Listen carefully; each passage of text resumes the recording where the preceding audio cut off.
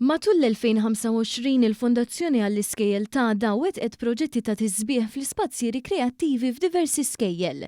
Dawn il-proġetti saru b'investiment ta' aktar minn 1.3 miljun euro mill-Gvern fil-miri tiegħu li jkompli jsaħħaħ il-pjani li jħeġġeġ ferm aktar l-attività fiżika fost il-poplu. L-akbar żewġ proġetti li saru kienu dawk f'seba' grounds fil-Kulleġġ Għawdex, skola primarja u dik medja, valur ta' kważi 800,000 euro, kif ukoll fil-Kulleġġ ta' San George Preka, skola sekondarja, il-Liċeo fil-Ħamrun, valur ta' aktar minn 200,000 euro. F'dawn l-iskejjel il-grounds eżistenti inksew b'terf artifiċjali.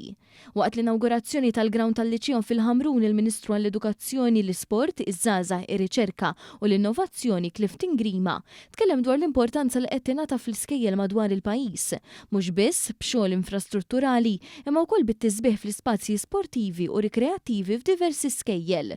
Studenti f'din l-istess skola saħħu kif bl-investiment li sar issa għandhom l-opportunità li jkomplu jimirħu fl-isport.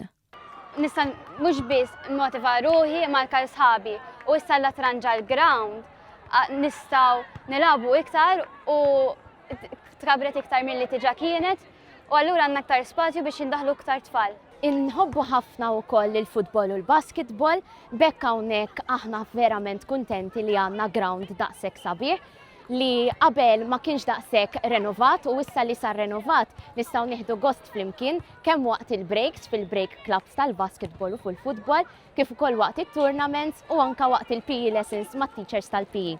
Matul is-sena li għaddiet minn barra fiż-żewġ skejjel imsemmijin kien hemm investiment fl-ispazji rikreattivi u għall-attività fiżika f'6 skejjel oħra.